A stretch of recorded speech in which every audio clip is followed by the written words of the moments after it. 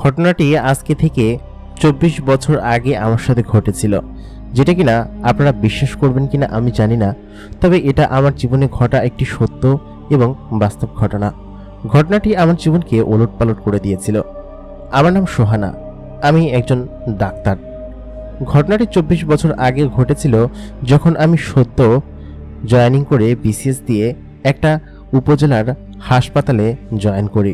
তখন সময়কাল ছিল ২০০০ সাল। ২০০০ সালে সর্বপ্রথম আমি বিসিএস ক্লিয়ার করে আমি হাসপাতালে চান্স পাই এবং পরবর্তীতে মেডিকেল থেকে আমাকে একটা উপজেলার হাসপাতালে ট্রান্সফার করা হয়। সর্বপ্রথম সাধারণত এরকম জায়গায় দেওয়া হয়। আমি একটা মেয়ে মানুষ হওয়ার কারণে আমার বাবা মা কখনোই আমার মেডিকেল পড়া বা এরকমভাবে ঘরের বাইরে গিয়ে থাকার কাছে ছিলেন না। তেনারা সবসময় চাইতেন যে আমি বিয়ে শাদী করে ঘর সংসার করি। তেনারা একটু ব্যাকডেটেড ছিলেন, যার কারণে তাদের কথা আমি কখনোই শুনিনি। আমি যে এলাকায় থাকতাম সেই এলাকাটা ছিল একটু অজপাড়াগা এবং ওই এলাকার হাসপাতালে মানুষজন অদ্ভুত অদ্ভুত সব রোগ নিয়ে আসতেন। তবে আমি ট্রান্সফারের জন্য আবেদন করেছিলাম যাতে করে এই এলাকা থেকে যেতে পারি। এখানে এসেছি প্রায় ৩.৫ মাস হয়েছে। ৩.৫ মাসে প্রথম জায়গাটাকে যতটা খারাপ ভেবেছিলাম ততটা অজপাড়াগা বা খারাপ নয়। এখানে থাকতে থাকতে আমার একটা অন্যরকম অভ্যাস হয়ে গেল। এখানের আশেপাশের সবাই আমাকে বেশ পছন্দ করতো এবং ভালোবাসতো। আমি এখানের একটা বাংলো প্যাটার্নের বাড়ি পেয়েছিলাম ভাড়া থাকার জন্য। সরকার থেকে যে অফিসার্স কোয়ার্টার দেওয়া হয়েছে সেখানে থাকার মতো পরিবেশ নেই, আর আমি সেখানে থাকতেও পারবো না। যার কারণে হাসপাতালের পাশেই একটা বাংলো টাইপের বাড়ি পেয়েছি খুবই অল্প ভাড়ায়, সেখানেই উঠেছি। সেখানে আমি এবং আমার একজন কাজের লোক ন্যান্সি, আমরা দুজনেই থাকি। ওইখানে ন্যান্সিকে আমি সঙ্গে করে আমাদের বাসা থেকে নিয়ে এসেছি, কারণ ন্যান্সি অনেক বছর ধরে আমাদের বাসায় কাজ করে, আর এখানে দিনের বেলা দু একজন মালি এবং ওরাই কাজ করে যায়। এই হাসপাতালে যবে থেকে আমি এসেছি আমার আশেপাশে একটা অন্যরকম সুনাম হয়ে গিয়েছে, কারণ দিনের বেলা যখন আমি হাসপাতালে বসি সবাই আমার কাছে আসে ট্রিটমেন্ট নিতে, আর বিকেলবেলা যখন চেম্বারে বসি ম্যাক্সিমাম যারা গরিব তাদেরকে আমি ফ্রিতেই চিকিৎসা দেই। আর আমার ম্যাক্সিমাম দিনই বাজার করা লাগে না, কারণ হচ্ছে এই গ্রামের মানুষজনই আমাকে বাজার এনে দিয়ে যায় এবং ভিজিট হিসেবে দেয়। যাদের কাছে টাকা দেওয়ার সামর্থ্য নেই আমি তাদের কাছ থেকে টাকা নেই না, কিন্তু অনেকেই আমাকে ভালোবেসে এগুলো দেয়। এখানে আসার পর আমি অনেক মানুষের ভালোবাসা পেয়েছি। আমি যে বাড়িটায় থাকতাম সেই বাড়িটা একটু জঙ্গলের মধ্যে ছিল, রাস্তা থেকে খানিকটা ভেতরে, তবে খুবই ভালো ছিল। ওদিন ডিউটি শেষ করে আমি গাড়ি নিয়ে বাড়িতে চলে গেলাম। বাড়িতে যাওয়ার পরে আমি খাওয়া দাওয়া শেষ করে রাত্রেবেলা প্রায় রাত 10টা পর্যন্ত রোগী দেখলাম। এই শহর সাধারণত মফস্বল শহরে 9টা পর্যন্তই রোগী দেখলে অনেক, কিন্তু আজকের রোগীর চাপ একটু বেশি ছিল এবং মফস্বল শহরে সাধারণত রাত্রেবেলা এত রাত করে রোগীর চাপ থাকে না খুব একটা। আজকে একটু বেশিই চাপ ছিল, মাথাটাও খুব বেশি ব্যথা করছিল। আমি হসপিটাল থেকে বেরিয়ে গাড়িটা নিয়ে বাড়ির দিকে রওনা দিলাম। বাড়িতে গিয়ে দ্রুত গোসল সেরে খাওয়া দাওয়া শেষ করে ঘুমোতে যাব, তখন প্রায় 12:30টার একটু বেশি হবে। ঠিক তখনই আমার দরজায় টোকা পড়ল। এত রাত্রেবেলা কে আসবে? ন্যান্সি নিশ্চয়ই এতক্ষণে ঘুমিয়ে পড়েছে, ওকে তখন আর ডাকা যাবে না। আর বাসার গেটের যে দারোয়ান আছে, দারোয়ানও আজকে ছুটিতে আছে, ও আজকে নেই। কিন্তু এত রাত্রেবেলা কেই বা গেটে নক করবে? আমি দ্রুত উঠে সেখানে গেলাম। গিয়ে ভিউ ফাইন্ডার দিয়ে দেখলাম বাইরে কেউই নেই, অথচ দরজায় টোকা পড়ছে। আমি আবার ঘর থেকে ফিরে আসলাম। ফিরে এসে দেখলাম কি যে কেউ একজন আমার দরজায় দাঁড়িয়ে আছে এবং তার গা রক্তাক্ত অবস্থায়। আমি সঙ্গে সঙ্গে গেটটা খুললাম। দেখলাম রাজপুত্রের মতো দেখতে একটা ছেলে, প্রায় 6 ফুটের কাছাকাছি লম্বা হবে, একদম এত সুন্দর। সেই ছেলেটা রক্তাক্ত অবস্থায় আমার ঘরের সামনে দাঁড়িয়ে আছে। আমি তাকে জিজ্ঞেস করলাম, আপনি কে, আর আপনি এত রাতে এখানে কি করছেন? আপনার গায়ে এত রক্ত কিসের জন্য? তখন সেই ছেলেটা কোনো কিছু না বলেই সেখানে অজ্ঞান হয়ে পড়ে গেল। আমি কিছু বুঝতে পারলাম না। তারপর বাহিরের দিকে যখন তাকালাম, আমার গেটে যে গেট ছিল সেই গেটের বরাবর ভেদ করে দুটো পশু, খুবই ভয়ঙ্কর দেখতে দুটো জন্তু আমার দিকে এগিয়ে আসছে। আমি তো দেখে ভীষণ ভয় পেয়ে গেলাম। আমি ভাবলাম হয়তো এই পশু দুটোই এই ছেলেটাকে আক্রমণ করেছে। তখন আমি সেই ছেলেটাকে টেনে ঘরের ভেতরে নিয়ে দরজা বন্ধ করে দিলাম। ভিউ ফাইন্ডার দিয়ে বাইরে দেখলাম, সঙ্গে সঙ্গে ন্যান্সিকে দেখলাম, ন্যান্সি ন্যান্সি এদিকে আয়। আসার সঙ্গে সঙ্গেই সে ঘুম থেকে উঠে দেখলো এখানে খুবই রক্তাক্ত অবস্থায় একটা ছেলে পড়ে আছে, আর বাহিরে বাহিরে সেই জন্তু দুটো তখনও চিৎকার চেঁচামেচি করছে। তারপর কিছুক্ষণ বাদে চিল্লাচিল্লি থেমে গেল। তার মানে জন্তু দুটো সেখান থেকে চলে গিয়েছে। ছেলেটা রক্তাক্ত অবস্থায় একদম অজ্ঞান হয়ে আছে। আমি তাকে সঙ্গে সঙ্গে স্ট্রেচারে নিয়ে আমার একটা খাট ছিল, সেই খাটে বসালাম। বসানোর পরে তার সমস্ত শরীরের সমস্ত রক্ত আস্তে আস্তে করে মুছতে লাগলাম। একে তো দেখে মনে হচ্ছে যে কোনো সময় অপারেশন থিয়েটারে নিতে হবে, কারণ এত রক্তক্ষরণ হয়ে গিয়েছে। নিশ্চিত রূপে ছেলেটা মারা যাবে। কি করব কিছুই বুঝতে পারছি না। হাসপাতালে কি নিয়ে যাব? ন্যান্সিকে বললাম, ন্যান্সি কি করব, হাসপাতালে কি নিয়ে যাব? আর এত রাত্রে বাইরে যাওয়াটা তো সেফ না, কারণ এর পেছনে বড় একটা জঙ্গল আছে, আর ওই জন্তু দুটো যদি আবার আসে। ন্যান্সি বলল, আপা আমি আপনারা আগেই বলছিলাম এরকম বাড়িতে থাকার দরকার নাই। আর আজকে দারোয়ানটা মরছে গিয়া, দুজন দারোয়ান দুজনই গেছে ছুটিতে। তারপর আমি বললাম, কি ন্যান্সি চুপ করতো, ছেলেটার গা থেকে কি পরিমাণ রক্ত বের হয়েছে। আমি তো ভাবতেছি আবার রক্তক্ষরণ হয়ে মারা না যায়। পরে দেখলাম কি যে না, সবকিছু ভালো আছে, ব্লাড লেভেলও ভালো আছে। খানিকক্ষণ বাদে রক্ত পড়া বন্ধ হলো, কিন্তু রক্ত অনেক কষ্ট চেষ্টা করার পরে তারপর বন্ধ হয়েছে। ছেলেটাকে ন্যান্সি খাটের উপর শুইয়ে দিল। ছেলেটা ঘুমিয়ে আছে, তার সেন্স এখনো ফেরেনি। দুটো ইঞ্জেকশন দিয়ে তাকে একটা স্যালাইন ধরিয়ে ন্যান্সি নিজের রুমে চলে গেল এবং ন্যান্সিকে বলল, সকাল সকাল দ্রুত উঠো, ছেলেটার এরকম অবস্থা, সকাল সকাল ওকে হাসপাতালে নিতে হবে। যদি বেশি খারাপ অবস্থা দেখি তাহলে হাসপাতালে নিয়ে যাব, ঠিক আছে? তাই বলে আমি নিজের রুমে গিয়ে ঘুমিয়ে পড়লাম। মধ্যরাতে আমার স্বপ্ন আসলো। আসলে স্বপ্ন নাকি অন্য কিছু আমি জানি না। আমি দেখলাম ছেলেটা আমার পায়ের কাছে দাঁড়িয়ে আছে এবং আমাকে দেখছে এক দৃষ্টিতে। আমি ঘুম ভেঙে তাকিয়ে দেখলাম আশেপাশে কেউ নেই। আমি উঠে গিয়ে দেখলাম ছেলেটা হাতে স্যালাইন অর্ধেকটা শেষ হয়ে এসেছে এবং সে ঘুমাচ্ছে। তবে স্যালাইন দেওয়ার সময় একটা জিনিস আমি খুব বাজেভাবে লক্ষ্য করেছি, এই ছেলেটার রক কোনোভাবেই খুঁজে পাচ্ছিলাম না। ভেসেলগুলো সাধারণত ভেসে থাকে, কিন্তু এই ছেলেটা যেখানে আর কি আমি স্যালাইনটা লাগিয়েছি, এটা হাতের অনেকটা সাইডে, মানে হাড়ের কাছে। এরকম জায়গায় ভেসেল কার থাকে আমি জানি না, তবে ছেলেটার শরীরের গঠনগুলো খুবই ভিন্ন এবং অন্যরকম। তারপর আমি আবার গিয়ে ঘুমিয়ে পড়লাম। সকালবেলা ন্যান্সি চিৎকারে আমার ঘুম ভাঙলো। সকাল 7:30 বাজে তখন। সাধারণত আমি 9টার মধ্যে উঠে গোসল টোসল করে খেয়ে দিয়ে তারপর হাসপাতালে যাই 10টার মধ্যে। তারপর আমি ন্যান্সিকে বললাম, কি হয়েছে, চিৎকার চেঁচামেচি করতেছি কিসের জন্য? ন্যান্সি বলল, ছেলেটা কোথাও নাই আপা, কোথাও আমি দেখতেছি না। আমি সকালবেলা উঠে কোথাও আমি দেখি নাই, স্যালাইন খোলা, সমস্ত কিছু এখানে, কিন্তু ছেলেটা কই? তখন ন্যান্সি আমাকে এর কথা বলার পরে আমি বললাম, ন্যান্সি তোমার মাথা কি খারাপ হয়ে গেছে? ওই তো ছেলেটা শুয়ে আছে। ন্যান্সির চোখ ঠানা বড়া হয়ে গেল, কারণ ন্যান্সি একটু আগেই দেখেছে যে ছেলেটা বিছানার উপর নেই এবং সে সেখান থেকে গায়েব। আমি দেখে বললাম, তোমার মাথা আসলে খারাপ হয়ে গেছে, ছেলেটা ওই তো শুয়ে আছে, ওকে জ্ঞান ফিরছে। ন্যান্সি বললো, আমি জানি না, আমি একটু আগেই উঠছি। তারপর আমি নিজের রুমে গিয়ে ফ্রেশ ট্রেশ হয়ে গোসল করে খাওয়া দাওয়া শেষ করে হসপিটালের দিকে রওনা দিব। আমি ন্যান্সিকে বললাম, ন্যান্সি ছেলেটার জ্ঞান ফিরলে আমাকে ফোন দিয়ে বলিস, ঠিক আছে? আমি দেখি ওকে হাসপাতালে নিয়ে যেতে পারি কিনা। আর আমি মনে হয় না যে এখন হাসপাতালে নেওয়া দরকার আছে, একটু বেড রেস্ট করলেই ঠিক হয়ে যাবে। আমি যখন রুম থেকে বের হতে যাব, ঠিক তখনই ছেলেটা একটু নাড়াচাড়া করে উঠলো। ন্যান্সি পেছন থেকে ডেকে বলল, আফা ছেলেটা নাড়াচাড়া করতেছে। আমি বললাম, তাহলে ঠিক হয়ে যাবে, তুই একটু খাওয়াই দিস ওকে, ঠিক আছে? আর আমি দেখি হাসপাতালে থেকে আজকে তাড়াতাড়ি চলে আসবো। আর ওই দারোয়ান মনে হয় আসছে, তাই না? ন্যান্সি বলল, হ্যাঁ সকালেই আসছে দুইজনেই। তাহলে চিন্তা করার কোনো কারণ নেই, ঠিক আছে? তুই ওকে দেখিস, আর কোনো কিছু হলে আমাকে জানাস। ওই দিন আমি হাসপাতালে চলে গেলাম, কিন্তু হাসপাতালে গিয়ে কোনোভাবেই আমার মন হাসপাতালে ছিল না। কেন যেন আমার ছেলেটার কথা বারবার মনে হতে লাগলো। ছেলেটা দেখতে একদম রাজপুত্রের মতো সুন্দর। এত সুন্দর একটা ছেলে, আমার মনে মনে তাকে পছন্দ হয়েছে, আমার মন সেটা বলছে। তবে এগুলো আমি কি ভাবছি, ছেলেটা কোত্থেকে এসেছে, কিভাবে এসেছে, সেটা তো আগে জিজ্ঞেস করতে হবে, তাই না? আর কোনো ছেলেকে এর আগে এরকম সৌন্দর্য কোনোদিন দেখিনি, আর আমি এরকম জামা কাপড় কোনোদিনই দেখিনি। মানে ছেলেটা এত সুন্দর, সম্ভবত কোনো রাজার ছেলে হবে। আমি বসে বসে এগুলোই ভাবছিলাম। কিছুক্ষণ বাদে রোগী এসে বললেন, ম্যাডাম। আমি বললাম, হ্যাঁ কি হয়েছে? মানে আমি একদম ছেলেটার মোহে একদম হারিয়ে গিয়েছিলাম, কিন্তু আমার এমন কেন হচ্ছে? কিছুদিন পরেই তো আমার বিয়ে, আমার বাবা তার বন্ধুর ছেলের সঙ্গে আমার বিয়ের কথা পাকাপাকি করবে, কিন্তু এসব আমি কি ভাবছি? অন্যমনস্ক ভাব কেটে গেল। আমি সারাদিন রোগী দেখলাম। সাধারণত অন্যান্য দিন 2টা পর্যন্ত দেখি, কিন্তু আজকে 12টার সময় বেরিয়ে গেলাম তাড়াহুড়া দেখিয়ে। আর রোগীর চাপও খুব একটা বেশি ছিল না। আমি দ্রুত বাসায় চলে আসলাম। বাসায় এসে ন্যান্সি আমাকে বলল, আফা আপনি চলে যাবার পরে এই যে ছেলেটা, তারা আমি এখানে দেখতে পাই নাই, খোদার কসম কইতাছি, আপনি আসছেন আর এই ছেলেটাকে আমি দেখতেছি এখানে। সকালবেলা তার জন্য রাইন্দা থুয়ে দিছি, সে এখন পর্যন্ত ঘুমাইতেছে। আমি বললাম, ন্যান্সি তোমার মাথা আসলে খারাপ হয়ে গেছে।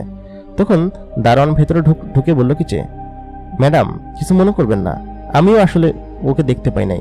ওই ন্যান্সি যখন আমাকে ডাকলো, ডাইকে যখন বললো যে এই দেখেন এখানে কেউ নাই, তখন আমিও দেখছি নাই। আমার মাথায় কিছু ঢুকলো না। এরা কি আমাকে সবাই মিলে পাগল বানানোর চেষ্টা করতেছে নাকি? এখন দেখা যাচ্ছে, একটু আগে দেখা যায় নাই, এটা আবার কেমন কথা? এমনটা হয় নাকি? আমি বললাম, ন্যান্সি এত কথা না বলে খাবার নিয়ে আসো, যাও, ওকে খাইয়ে দিতে হবে। এতক্ষণে ওর ঘুম ভেঙে যাওয়ার কথা নিশ্চয়ই। তারপর খাবারগুলো নিয়ে আসলো। আমি সেই ছেলেটার কাছে গিয়ে বসলাম। ছেলেটা কি দিব্যি আরাম করে ঘুমাচ্ছে। কালকে রাতে ঘুমের ইঞ্জেকশন দিয়েছিলাম, যার কারণে এখন পর্যন্ত হয়তো ঘুমাচ্ছে। ইঞ্জেকশনের ঘোর এখনো কাটেনি। খানিকক্ষণ বাদে ছেলেটার জ্ঞান ফিরল এবং সে পিটপিট করে চোখ খুলল।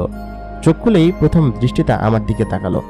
তাকিয়ে এসে কোনো কথা বলছিল না, সে আমার দিকেই এক দৃষ্টিতে তাকিয়ে আছে। এরপর তার মুখ দিয়ে একটা শব্দ বের হলো, কিছু একটা বললো, কিন্তু আমি কিছু বুঝতে পারলাম না। আমি বললাম, হ্যাঁ কিছু বলেছেন? আপনার নাম কি? কোথা থেকে এসেছেন? আর গত রাতে কি হয়েছিল আপনার সঙ্গে? এরকম রক্তাক্ত কিভাবে হলেন? ছেলেটা খানিকক্ষণ আমার কথা শুনলো এবং বুঝলো এবং পরে জবাব দিল, আপনাকে অনেক ধন্যবাদ, আপনি আমার জীবন বাঁচিয়েছেন। আমি বললাম, জীবন তো বাঁচালাম ঠিক আছে, কিন্তু এত রাতে এই জঙ্গলের রাস্তা দিয়ে আপনি কোত্থেকে আসলেন? নিশ্চয়ই কোনো প্রাণী আপনার উপর হামলা করেছিল, তাই না? ছেলেটা খানিকক্ষণ চিন্তা করে বলল কি যে, হ্যাঁ প্রাণী হামলা করেছিল, তবে আপনাকে ধন্যবাদ। আপনি যদি না থাকতেন তাহলে হয়তো আমি মারা যেতাম। আমাকে বাঁচানোর জন্য আপনাকে অসংখ্য ধন্যবাদ। আমি এরপরে খাবারগুলো নিয়ে ছেলেটাকে বললাম কি যে, একটু উঠে বসুন, আপনাকে খাবার খাইয়ে দিতে হবে, না হলে তো আপনার শরীর একদম দুর্বল হয়ে যাবে। ন্যান্সি বলল, ম্যাডাম আমি করে দিচ্ছি। আমি বললাম, ন্যান্সি তুমি যাও এখান থেকে। এই যাও দারোয়ান, তুমি যাও, তোমাদেরকে এখানে থাকতে বলেছি, যাও। তোমরা সব অদ্ভুত অদ্ভুত কথা বলো, বলো যে তাকে দেখতে পাচ্ছ না, আবার বলো দেখতে পাচ্ছ, আবার বলো তার গা দিয়ে আগুন বের হচ্ছে। তোমাদের চোখই আসলে খারাপ হয়ে গিয়েছে। ছেলেটা তখন চুপচাপ বসে রইল। তার জন্য স্যুপ রান্না করা হয়েছে। স্যুপগুলো তাকে আমি একটু একটু করে খাইয়ে দিতে লাগলাম। ছেলেটা বলল, আমি খেয়ে নিতে পারবো, কিন্তু সে যখন হাত উঁচু করতে গেল তার হাত নাড়াতে পারছিল না।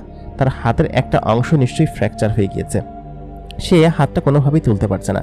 আমি তখন দেখে বুঝলাম যে হাতের একটা হাড়টি নিশ্চয়ই মচকে গিয়েছে বা ভেঙে গিয়েছে, তাকে হাসপাতালে নিয়ে এক্স রে করতেই হবে।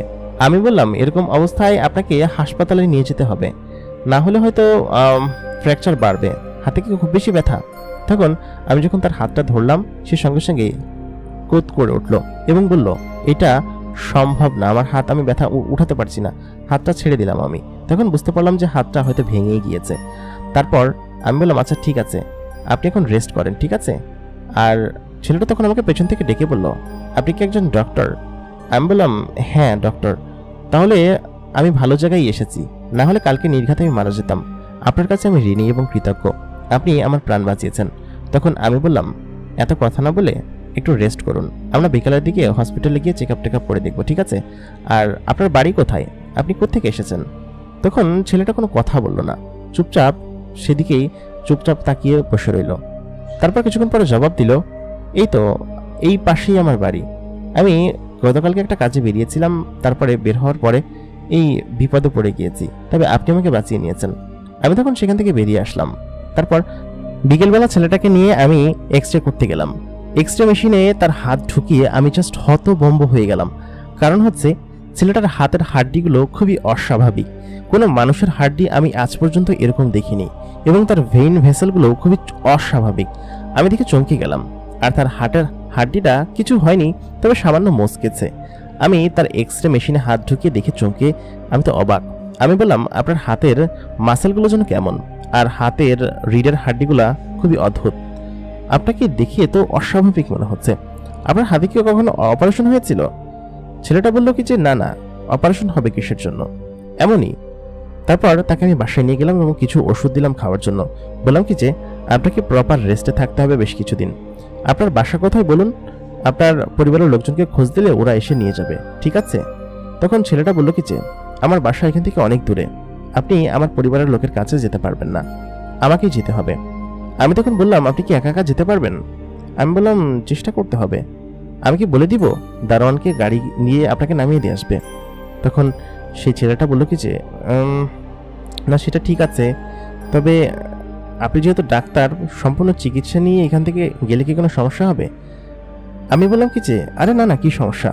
আসলে বিষয়টা এমন, আমিও চাচ্ছিলাম যে ছেলেটা এখানে কিছুদিন থাকুক, কারণ তাকে দেখে আমার কেমন যেন অদ্ভুত মায়া লাগছিল। আমি আমার স্বপ্নে যেরকম রাজপুত্রের মতো ছেলে খুঁজি, সারা জীবন খুঁজে এসেছি, ছেলেটা ঠিক তেমনই। আমার মনে মনে ভাবছিলাম যে ছেলেটা যেন এখান থেকে না যায়, কিছুদিন থাকুক। তখন আমার 27-28 বছর বয়স। MBBS চলাকালীন সময়ে প্রেম করার সময় পাইনি। এখন ছেলেটাকে দেখে কেমন যেন আমার মনে ধরেছে। তাকে কি আমি যেতে বলবো? না, থাক আমার সঙ্গে, এখানে বেশ কিছুদিন থাক। আমি ছেলেটাকে বললাম, আচ্ছা ঠিক আছে, আপনার যেতে হবে না, আপনি এখানে কিছুদিন থাকুন। তারপর তাকে গেস্ট রুমে শিফট করা হলো। বেশ কিছুদিন সে আমার এখানে থাকলো। আমি তো খুব বেশি একটা সময় পেতাম না, কারণ হচ্ছে সকালবেলা উঠে আমি চলে যেতাম অফিসে, অফিস থেকে ফিরে আবার চেম্বারে, এরকম করেই আমার দিন কাটতো। শুধুমাত্র শুক্রবারে একটু বন্ধ পেতাম। তো সারা সপ্তাহ কমপ্লিট করে শুক্রবারের ওই দিন সাধারণত আমি সকাল থেকে সন্ধ্যা পর্যন্ত চেম্বারে বসি। কিন্তু আজকে আর চেম্বারে বসতে ইচ্ছে হলো না, কারণ হচ্ছে ভাবলাম আজকে একটু বাড়িতে থাকি, একটু ভালো মন্দ রান্না করি। অনেকদিন রান্না করা হয় না। আমি বাড়িতে থেকে রান্না করলাম এবং দুপুরে সবাই মিলে বসে একসঙ্গে খাওয়া দাওয়া করলাম। তারপর ছেলেটা আমাকে বলল, অনেকদিন তো হলো, এবার তাহলে আমার চলে যাওয়ার সময় হয়েছে, হাতের ব্যথাটা অনেকটা কমে এসেছে। আমি বললাম কি যে, আচ্ছা ঠিক আছে, তবে আর কিছুদিন থেকে গেলেও পারতেন। আমি বললাম, আর কতদিন থাকবো? সপ্তাহখানিক তো থেকেইছি, তাই না? আমি যদি বাড়ি না যাই তাহলে বাড়ির মানুষজন হয়তো চিন্তা করবে আমার জন্য। তারপর ছেলেটা বলল কি যে, আচ্ছা ঠিক আছে, আমি তাহলে আজকে রাত্রেই রওনা দিই। আমি বললাম, রাত্রেবেলা যাবেন? ছেলেটা তখন বলল কি যে, হ্যাঁ আমি রাত্রেই চলাফেরা করি। এই কথা বলার পরে আমি বললাম, রাত্রে চলাফেরা একটু কম করবেন, আর এই জঙ্গলের মধ্যে তো একদমই না, ঠিক আছে? তাই বলে ওই ছেলেটা ওই দিন রাত্রেবেলা চলে গেল।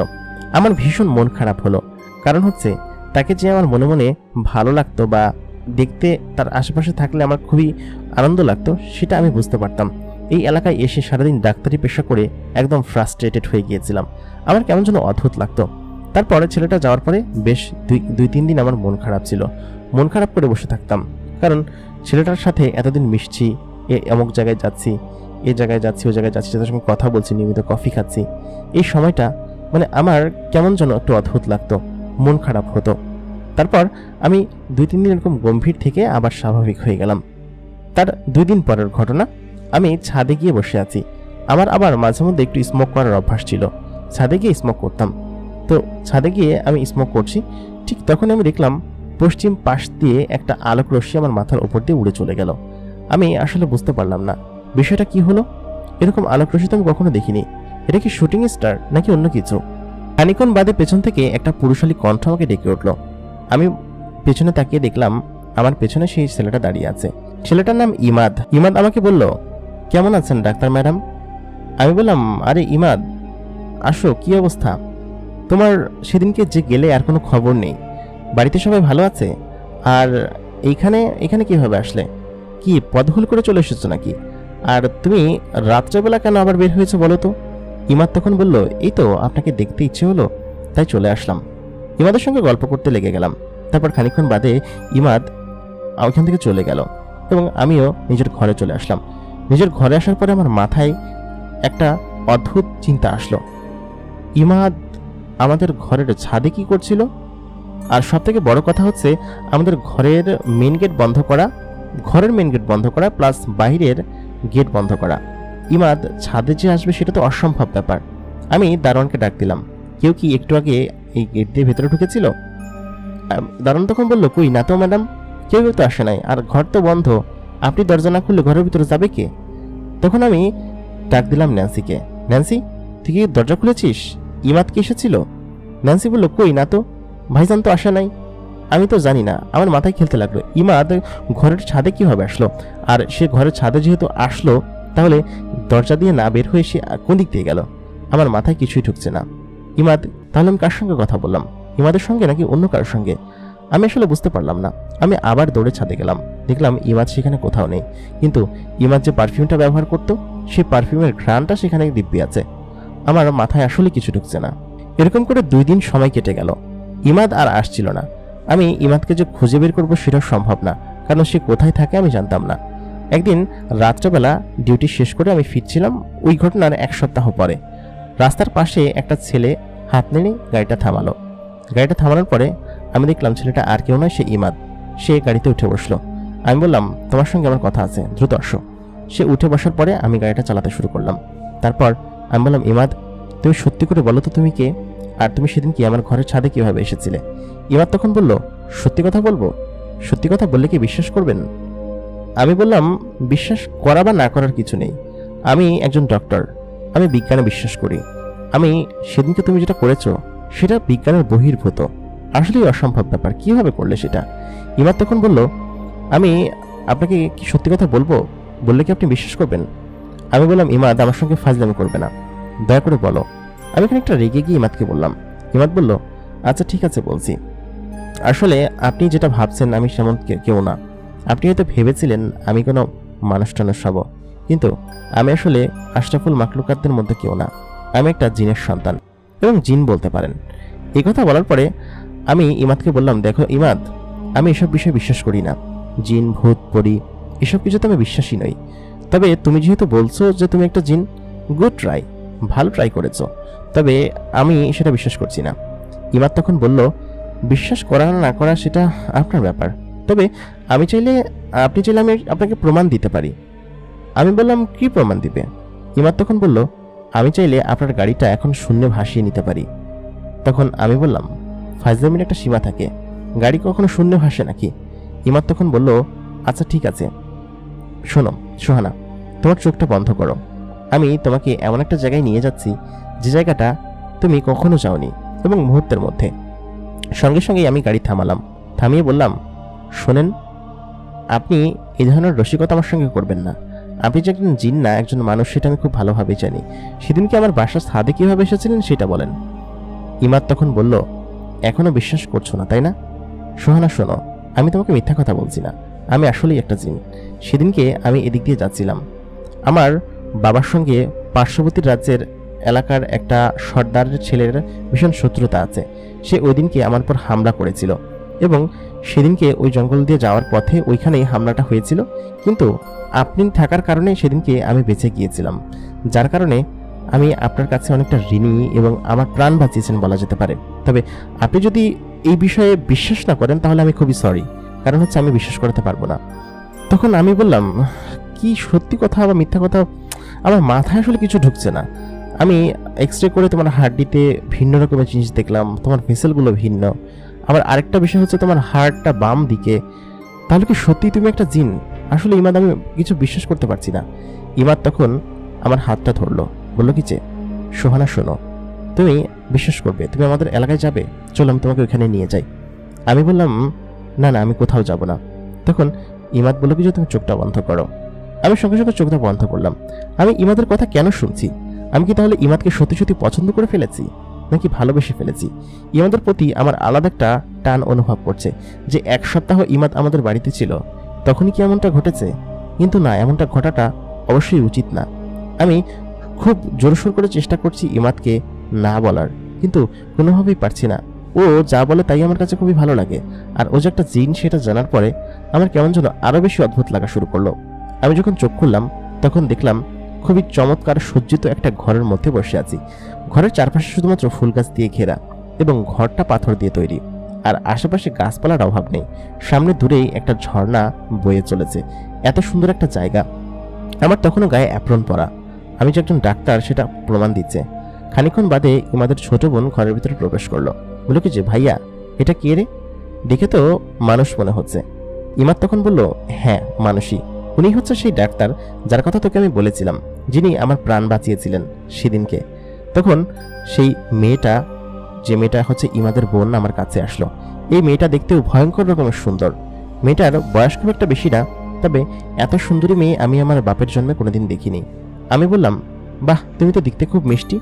ইমাদের বোন তখন বলল, কি বলছেন আপু, আপনিই আমার থেকে বেশি মিষ্টি দেখতে, অনেক সুন্দর লাগছে আপনাকে। আমি বললাম কি যে, না না, এসব সব মেকআপের কামাল। মেকআপ চেনো? মেকআপ তো দাও নাকি? ইমাদের বোন তখন বলল, মেকআপ কি জিনিস? আমি বললাম, এটা আমরা দেই মানুষরা সৌন্দর্য বৃদ্ধি করার জন্য। তখন ইমাদের মা তার ঘরে প্রবেশ করলো এবং বলল, মা, তোমাকে বলেছিলাম না সেদিন আমাকে প্রাণ বাঁচিয়েছিল, এই হচ্ছে সেই ডাক্তার মেয়ে। তখন ইমাদের মা আমাকে জড়িয়ে ধরে বলল, তোমাকে অনেক ধন্যবাদ, তুমি আমার ছেলের প্রাণ বাঁচিয়েছ। তারপর একে একে ইমাদের বাবা এবং সবার সঙ্গেই পরিচয় করিয়ে দিল। আমি এতক্ষণ বিশ্বাস করতে পারছিলাম না আমি এখন একটা জিনের বাসায় আছি, এবং এটাও কি আমাকে বিশ্বাস করতে হবে? আমি সাধারণত এরকম প্যারানর্মাল জিনিসগুলো তো বিশ্বাস করি না, কিন্তু এটা কিভাবে সম্ভব হতে পারে? আমি কি কোনো স্বপ্ন দেখছি নাকি অন্য কিছু? ওই দিন ইমাদের বাবা মা আমাকে খুব আদর যত্ন করলেন এবং আমাকে অনেক স্নেহ করলেন, সঙ্গে তাদের সঙ্গে বসিয়ে আমাকে খাবার খাওয়ালেন। ইমাদরা যেসব খাবার খায় সেসব খাবার দেখে আমার অবাক হলো, কারণ এসব খাবার তো আমরা মানুষরা খাই না। তবে আমি যেসব খাবার খাই সেসব খাবার ইমাদের বাবা একজন জিনকে দিয়ে পৃথিবী থেকে আনিয়েছেন। আমি যেসব খাবার খাই তারা সেসব খুব ভালোভাবেই জানে, ইমাদ নিজেই জানে, সে এনে খাইয়েছেন আমাকে। আমি আসলে বিশ্বাস করতে পারছিলাম না এটা কি আসলে সত্য নাকি মিথ্যা কথা। ইমাদের মা বললেন কি যে, শোনো মা, তুমি আমাদের এখানে থেকে যাও, তোমাকে অনেক মিষ্টি লাগছে দেখতে, বুঝছো, তুমি এখানে থেকে যাও, ভালো হবে। আমি বললাম, আন্টি এখানে যদি থাকতে পারতাম তাহলে তো ভালোই হতো, আমার ওইখানে ক্লিনিক চালাতে হয়, তারপর আবার নিজের চেম্বার আছে, সব মিলিয়ে, আর এই শুক্রবার আমাকে বাড়িতে যেতে হবে। আমি বললাম, বাড়িতে আমাকে যেতেই হবে। ইমাদের মা বলল, কেন বাড়িতে যাওয়া কিসের জন্য? আমি বললাম, এই শুক্রবারে আমাকে ছেলেপক্ষ দেখতে আসবে। ছেলেপক্ষ দেখতে আসবে বলতে এক প্রকার ওই ছেলের সঙ্গে আমার বিয়ে ঠিক হয়ে আছে, বাট এই ফর্মালিটিস আর কি। আমার বাবার বন্ধুর ছেলে আমাকে এর আগে বলেছিল, পাকাপাকিভাবে অনেক আগে থেকেই কথা ঠিক হয়ে আছে, ওরা চাচ্ছে খুব শীঘ্রই বিয়েটা দিতে। আর আমার এই 1 বছর হলো আমি এখানে জয়েন করেছি, তো সেহেতু এত দেরি হয়ে যাচ্ছে, বয়সও বেড়ে যাচ্ছে, যার কারণে ওরা দেখতে আসবে। এই কথা বলার পরে ইমাদের মায়ের মুখটা একদম কালো হয়ে গেল। ইমাদ তখন বলল কি যে, চলুন ডাক্তার ম্যাডাম, আপনাকে নামিয়ে দিয়ে আসি, আপনার তো আবার চেম্বারের সময় হয়ে আসছে, তাই না? আবার বাসায় গিয়ে ঘুমাতেও হবে, কালকে আবার চেম্বারও আছে, সব মিলিয়ে। তখন মায়ের মুখটা ইমাদ দেখলো, তার মায়ের মুখটা একদম কালো হয়ে আছে। তারপর আমি ওইখান থেকে চলে আসলাম। আমি দেখে কিছুটা বুঝতে পারলাম যে ইমাদের মায়ের মন খারাপ হয়েছে, কিন্তু কি শুনে মন খারাপ হলো? আমি কি ওইখান থেকে চলে আসবো সেই জন্য, নাকি অন্য কিছু? আমি আসলে কিছু বুঝতে পারলাম না। আমি চলে আসলাম। এর 1 সপ্তাহ পরে আমি বাড়িতে চলে গেলাম ঢাকায় আমাদের নিজস্ব বাড়ি আছে। আর ইমাদ সেদিনও আমার সঙ্গে ছিল, যেদিন আমি ঢাকা যাচ্ছিলাম। ইমাদ আমাকে ঢাকা পর্যন্ত দিয়ে গেল। ইমাদ এই প্রথমবারের মতো বাসে ট্রাভেল করলো। এর আগে নাকি ও কোনোদিন বাসে ওঠেনি। অবশ্য জিন, সে বাসে উঠবে কিভাবে? জিনেদের তো বাসে ওঠার কোনো দরকার নেই, তাই না? তারা তো এমনি যেতে পারে। মজার বিষয় হচ্ছে, আমি যখন ঢাকা যাব, ইমাদ আমাকে বলল, আচ্ছা ডাক্তার ম্যাডাম শোনো, আমি কি তোমার সঙ্গে বাসে যেতে পারি? আমি কোনোদিন ঢাকায় যাইনি বা বাসেও চড়িনি। ঢাকা কেমন জায়গা আমি সেটা দেখতে চাই। মজার বিষয়, ইমাদ যে একটা জিন সেটা কিন্তু কেউ জানতো না, পুরো বাসের কেউ জানতো না। ইমাদ আমার সঙ্গে উঠলো বাসে এবং আমার সঙ্গে যেতে শুরু করলো। বললো কি যে, বাহ, বাস তো খুব চমৎকার একটা বাহন, আমি এর আগে কখনো চড়িনি। এবং ইমাদ যে আমার গাড়িতে চড়েছে সেটাও ইমাদের কাছে খুব ভালো লেগেছে। বলেছে, তোমরা এরকমভাবে যে চলাচল করো, বিষয়গুলো আমার কাছে ভালো লেগেছে। আর সব থেকে বেশি হচ্ছে বাসের বিষয়টা, একসঙ্গে এত মানুষ যায়, কি চমৎকার, তাই না? আমার কাছে চড়তে খুবই ভালো লাগে। এরপর থেকে যখনই আমি পৃথিবীতে আসবো, আমি তখনই বাসে চড়বো, মানুষের বেশে। তারপর ইমাদ কখন যে আমার কাঁধের উপর ঘুমিয়ে পড়েছে সেটা আমি জানি না, কিন্তু ইমাদকে দেখতে এত চমৎকার লাগছিল, পুরো রাজপুত্রের মতো। এরকম ছেলেকে যে কোনো মেয়েই ভালোবাসতে চাইবে। আমি যে কবে কবে ইমাদের প্রেমে পড়ে গিয়েছি আমি আসলে বুঝতে পারছিলাম না। আমি নিজেও ইমাদের সঙ্গে থাকতে চাই, কিন্তু আমি বাড়ি থেকে কিভাবে বলবো যে আমার বিয়ে ঠিক হয়ে গিয়েছে? সেই অবস্থায় আমি একটা ছেলের প্রেমে পড়ে গিয়েছি, আবার সে মানুষও না, সে একটা জিন। আমি কিভাবে বলবো বাসায়? আমি সেটাই ভাবছিলাম। আমার মাথায় আসলে কিছু ঢুকছিল না। ইমাদকে দেখে আমার মনের মধ্যে একটা বাড়ি দিয়ে উঠলো। আমি যদি ইমাদকে হারিয়ে ফেলি, আমি তো পারবো না, কারণ ইমাদকে আমি অনেক বেশি ভালোবেসে ফেলেছি। ইমাদ কি আমাকে ভালোবাসে নাকি অন্য কিছু? আমি বাড়িতে গিয়ে নিজের রুমে মন খারাপ করে বসে আছি। অনেকেই আমার সঙ্গে দেখা করতে এসেছে, কিন্তু আমি কারোর সঙ্গেই দেখা করিনি। আসলে আমার বারবার ইমাদের কথা মনে হচ্ছিল। সেদিন রাতে এমনটা না হলেও পারত। পাত্রপক্ষ আমাকে দেখে গিয়েছে, তারা বিয়ের দিনক্ষণও ঠিক করে গিয়েছে। তবে আমি মাকে যে সমস্ত ঘটনাটা বলবো বা বাবাকে বলবো সেটাই বুঝতে পারছি না কিভাবে বলবো। তারা কি বিশ্বাস করবে যে আমি একটা জিনকে ভালোবাসি, জিনকে পছন্দ করি, আর আমি তাকে ভালোবাসি? এগুলোই মনে মনে ভাবছিলাম। ঠিক তখনই ইমাদ আমার ঘরে প্রবেশ করলো। তখন বলল, কি ব্যাপার ডাক্তার ম্যাডাম, মন খারাপ মনে হচ্ছে আপনার? আমি বললাম, ইমাদ তুমি ঘরে কিভাবে আসলে? ও, আমি তো ভুলে গিয়েছিলাম যে তুমি একটা জিন। যাই হোক, কি ব্যাপার বলো। ইমাদ কেন যেন আমার সমস্ত কিছু বুঝতে পারে, আমার মন খারাপ, ভালো লাগা, খারাপ লাগা, সমস্ত কিছুই ও কিভাবে বোঝে আমি জানি না। আমার ধরুন এখন আইসক্রিম খেতে মনে হচ্ছে, ইমাদ মুহূর্তের মধ্যেই সেই আইসক্রিম আমাকে এনে দেয়। আমি কিন্তু ওকে বলিও নি যে আমার আইসক্রিম খেতে মনে হচ্ছে, কিন্তু ও সেটা বুঝে যায় এবং আমার সমস্ত কিছুই বুঝতে পারে। এমন ছেলেই তো মানুষ তার জীবনে চায়, তাই না? আর কি লাগে? আর তো কোনো কিছুই লাগে না। যেমন সেদিনকের ঘটনা, আমার খুব করে বিরিয়ানি খেতে ইচ্ছে হচ্ছিল। আমি সাধারণত জাঙ্ক ফুড খাই না বা বাহিরের খাবারও খাই না। বাসায় যে বিরিয়ানি রান্না করব সেরকম পরিস্থিতিও নেই, কারণ সময় লাগবে, আমার সময়ও নেই। আমি ইমাদকে বলিও নেই। ইমাদ কিছুক্ষণের মধ্যেই বিরিয়ানি নিয়ে হাজির। বলে কি যে, খেয়ে নেন ডাক্তার ম্যাডাম। ইমাদ আমাকে সবসময় ডাক্তার ম্যাডাম বলে ডাকে, এই বিষয়টা আমার কাছে খুবই ভালো লাগে। ইমাদ সোহানা বলে খুব কমই ডাকে আমাকে। সব মিলিয়ে কবে কবে যে ইমাদের প্রেমে আমি পড়েছি, এরকমভাবে হাবুডুবু খাচ্ছি আমি জানি না। তবে আমাকে যেভাবেই হোক এই বিয়েটাকে আটকাতে হবে। আমার বিয়ে তো অনেক আগে থেকেই ঠিক ছিল, কিন্তু আমি মাঝখানে এরকম একটা ভুল কিভাবে করলাম? এটা কি ভুল নাকি অন্য কিছু? ইমাদ আমাকে বলল, এত চিন্তা করতে হবে না, চলুন, আপনি আমার সঙ্গে চলুন। তারপর ইমাদ আমাকে একটা জায়গায় নিয়ে গেল। ইমাদ আমার মনটাকে বলছে, সত্যি সত্যি আমাকে এখন অন্য একটা জায়গায় হওয়ার কথা ছিল, এরকম একটা জায়গায় যেটা আমি মনে মনে ভাবছিলাম সবার থেকে আলাদা। কারণ এত বাড়ির মানুষের কাকা এবং সব মিলিয়ে আমার কাছে কেমন যেন লাগছিল, খুবই বিশ্রী বিভৎস লাগছিল। যার কারণে ইমাদ যে আমাকে এমন একটা জায়গায় নিয়ে এসেছে, আমি সঙ্গে সঙ্গে ইমাদকে জড়িয়ে ধরলাম। বললাম, ধন্যবাদ তোমাকে, আমার জন্য তুমি এত কিছু করো, তুমি আমাকে এত ভালোভাবে বোঝো, আর কেউই বোঝে না। আমি তোমাকে পেয়ে ধন্য ইমাদ। ইমাদ তখন বলল, ম্যাডাম, ডাক্তার ম্যাডাম, আপনি আমার প্রাণ বাঁচিয়েছিলেন। আপনাকে খুশি করার দায়িত্ব আমার। আমি আপনার প্রতি চিরকৃতজ্ঞ, বুঝতে পেরেছেন? ইমাদ তখন বলল, আপনার কি ভালো লাগছে জায়গাটা? আমি বললাম, হ্যাঁ, জায়গাটা খুবই ভালো এবং চমৎকার।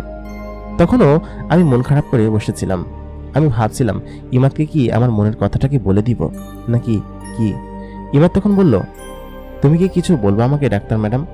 আমি বললাম, না। তাহলে কি ইমাদ বুঝতে পারছে যে আমি কিছু বলতে চাচ্ছি ওকে? আমি কি বলে দিব ওকে? আমি দোটানার মধ্যে ভুগছি।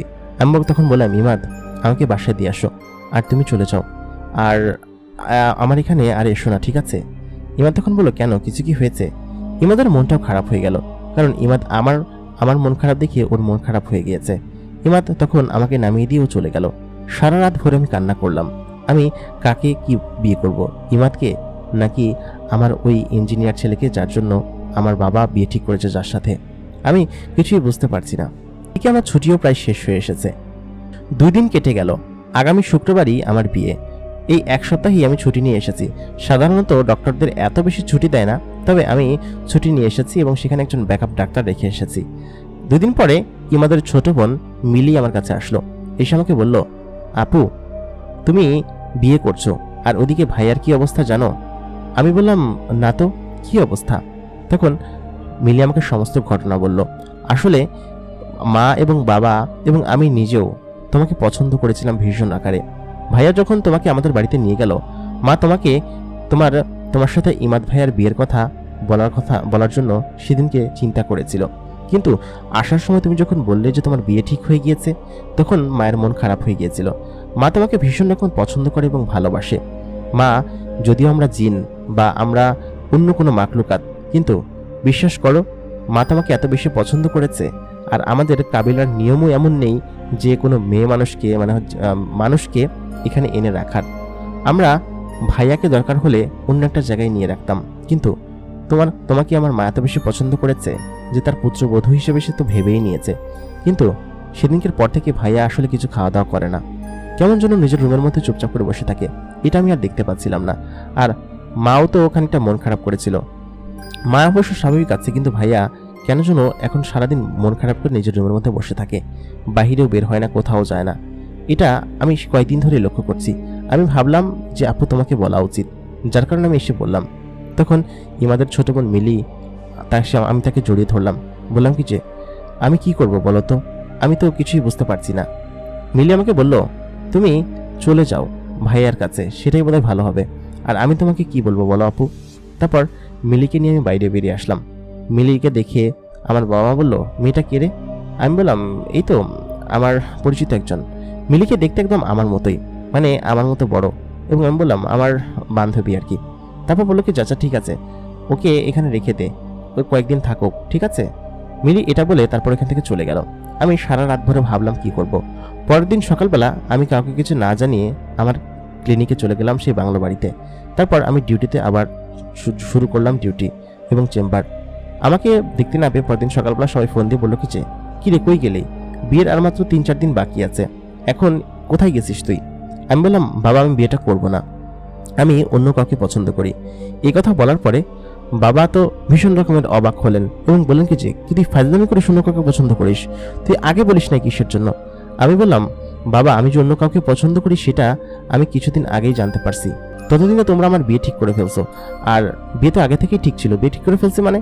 আমি বললাম আমি জানি না, আমি ওই ছেলেকে বিয়ে করব না, আর ওকেও আমার পছন্দ না, আর তুমি আমাকে ফোর্সও করতে পারবে না, কারণ আমি এখন ছোট নাই, আমি একজন ডক্টর, বিসিএস ডক্টর, এবং আমি বড় হয়ে গিয়েছি, তাই না? এখন আমি আমার মন মর্জির মতো বিয়ে করবো, আমি এখন বিয়ে করতে পারবো না। তাই বলে আমি ফোনটা কেটে দিলাম। আমি আমার বাবার সঙ্গে এরকম আচরণ এর আগে কোনোদিন করিনি, এই প্রথমবারের মতো করলাম। আমি মনে মনে ইমাদের কথাই ভাবছিলাম। ইমাদ আমার কাছে ঠিক তখনই চলে আসলো। ইমাদ কি আমার মন পড়তে পারে? এরকম একটা ছেলে যদি জীবনসঙ্গী হিসেবে পাওয়া যায় তাহলে কতই না ভালো হয়। ইমাদ আমার কাছে এসে বলল, ডাক্তার ম্যাডাম আপনি আবারও মন খারাপ করে বসে আছেন? আমি ইমাদকে সঙ্গে সঙ্গে টেনে আমার কাছে নিয়ে আসলাম এবং তার কলার ধরে বললাম, ইমাদ তুমি কি সত্যি সত্যি আমাকে ভালোবাসো? সত্যি করে বলবা। ইমাদ তখন তার চোখ ছানাবড়া করে একটু ইতস্তত করে বলছে, আসলে। আমি ইমাদকে আবার শক্ত করে জড়িয়ে ধরে বললাম, ইমাদ সত্যি সত্যি বলো, তুমি কি আমাকে ভালোবাসো? সত্যি কথা বলো, আমার চোখের দিকে তাকিয়ে বলো। ইমাদ আমার চোখের দিকে তাকাতে পারছিল না, কারণ আমার বিয়ে ঠিক হয়ে গিয়েছে এরকম একটা অবস্থায় ইমাদ কিভাবে এই কথা বলবে। আমি আবার ইমাদকে শক্ত করে জড়িয়ে ধরে বললাম, ইমাদ আমার চোখের দিকে তাকাও। তখন ইমাদ বলল হ্যাঁ।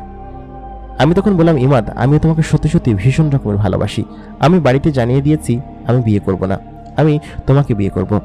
আমার মিলির সঙ্গে কথা হয়েছে, মিলি আমাকে সমস্ত কিছু বলেছে, চলো আমি তোমার সঙ্গে চলে যাব। ইমাদ তখন বলল, তোমার কি মাথা খারাপ হয়ে গিয়েছে? তুমি আমার সঙ্গে কোথায় যাবে? ইমাদ তখন আমাকে বলল, তোমার এখানেই থাকতে হবে। আর আমার সঙ্গে কোথায় যাবে? আমি একজন জিন, আর তোমার বিয়ে ঠিক হয়ে গেছে, এমত অবস্থায় না না এটা সম্ভব না। আমি তখন বললাম, দেখো ইমাদ আমি তোমাকে ভালোবাসি এবং আমি তোমার সঙ্গে চলে যেতে রাজি আছি, তোমাদের ওইখানে গিয়ে থাকতেও রাজি আছি, তোমার মায়ের কথাও আমি শুনেছি। তখন ইমাদ বলল না না মিলি এটা সম্ভব না। আমি বললাম, দেখো ইমাদ আমি বিয়েটা ভেঙে দিয়েছি। ইমাদ তখন বললো, তোমার বাবা মাকে কষ্ট দেওয়া কি ঠিক হবে? এটা আসলে ঠিক না। আমি বললাম, ইমাদ তুমি কি সত্যি সত্যি আমার সঙ্গে থাকতে চাও না? ইমাদ তখন বলল, সোহানা দেখো তুমি একজন ডক্টর, আর তোমার বাবা মার স্বপ্ন আছে তোমাকে একটা জায়গায় বিয়ে দেওয়ার। তুমি তোমার পেশা ছেড়ে এত কষ্ট করে যে পেশা অর্জন করেছো সেগুলো ছেড়ে তুমি আমার সঙ্গে চলে আসবে শুধুমাত্র ভালোবাসার খাতিরে? আমার চোখ বেয়ে তখন টলটল করে পানি পড়ছে। আমি বললাম, ইমাদ তুমি এমনটা করতে পারো না। আমি বললাম, তোমার সুখের জন্য আমি এমনটাই করতে পারি। তুমি এত বছর ধরে অর্জিত জ্ঞানকে ছেড়ে আমার কাছে চলে আসবা, আর আমি যে তোমার কাছে আসব তোমার সঙ্গে থাকবো সেটাও তো সম্ভব না। আর আমার মনে হয় যে তোমার বাবা মার কাছে তোমার থাকা উচিত, তাদেরকে কষ্ট না দিয়ে তোমার হাজব্যান্ডের সঙ্গেই মানে হবু হাজব্যান্ডের সঙ্গে তোমার বিয়ে করা উচিত, এটাই ঠিক হবে। এবার তখন ওইখান থেকে চলে গেল। ওইখান থেকে যাবার পরে আমি তাকে অনেকভাবে অনেক করে ডেকেছি, মিলিকেও আমি ডেকেছি, কিন্তু তারা তো জিন, তারা তো আর স্বাভাবিক মানুষের মতো থাকতে পারে না, তারা বিভিন্ন জায়গা দিয়ে ঘুরে বেড়ায়। ইমাদ কেন আমাকে এরকম ভাবে ছেড়ে চলে গেল? ইমাদকে ভালোবাসা কি আমার অপরাধ ছিল, নাকি ইমাদ আমার ভালোর জন্যই চলে গিয়েছে আমাকে ছেড়ে? আমি আসলে কিছুই জানি না। এর কয়েকদিন পরে বাবা মা এসে আমাকে নিয়ে যায় এবং আমি বেশ কিছুদিন এরকম গম্ভীর অবস্থায় থাকি। অফিস থেকে সমস্ত ফোন আমি বন্ধ করে দেই, নিজেকে একটা রুমের মধ্যে বন্দি করে ফেলি। তারপর আর কি নিজেকে অনেকটা বোঝানোর পরে তারপর আমি সেই ছেলেটাকে বিয়ে করে ফেলি যার সঙ্গে আমার বাবা আমার বিয়ে ঠিক করেছিল। ইমাদকে আমি অনেকভাবে ডাকার চেষ্টা করেছি, কিন্তু সে কোনোভাবেই আসেনি। সে একটা জিন বলে কি আমাকে ছেড়ে চলে গিয়েছে, নাকি আমার জীবনটা তার সঙ্গে এরকমভাবে কেটে যাবে, নাকি সেই জন্য, নাকি এমন যে আমি ডক্টর আমার ক্যারিয়ার নষ্ট হবে সেটা ভেবে? আমি আসলে কিছু বুঝতে পারলাম না। আসলে ঘটনা কি? ইমাদ আমাকে প্রচণ্ড পরিমাণ ভালোবাসে সেটা আমি জানি। ইমাদকে আমি আমার নিজের কাছে রেখে দিতাম, নিজের সাথে রাখতাম, কত ভালো হতো। কিন্তু ইমাদ আমার সঙ্গে এমনটা কেন করলো? ইমাদকে আমাকে ভালোবাসতো না, নাকি সবকিছুই শুধুমাত্র মোহ ছিল? আমার সেই কথা মনে পড়লে এখনো খুব বেশি কান্না হয়। এখনো আমি ইমাদকে আমার কাছে পাওয়ার জন্য খুব ছটফট করি। তবে আমার মনে হয় যে ইমাদ আমার আশেপাশেই আছে, সমস্ত বিপদে আপদে সে আমাকে সহায়তা করে এবং আমাকে সবসময় আগলে রাখে। আমাদের আজকের ঘটনাটি আপনাদের কাছে কেমন লাগলো কমেন্ট করে জানাতে ভুলবেন না। আপনাদের জীবনে যদি এমন ঘটনা থাকে আমাদেরকে লিখে জানাতে পারেন।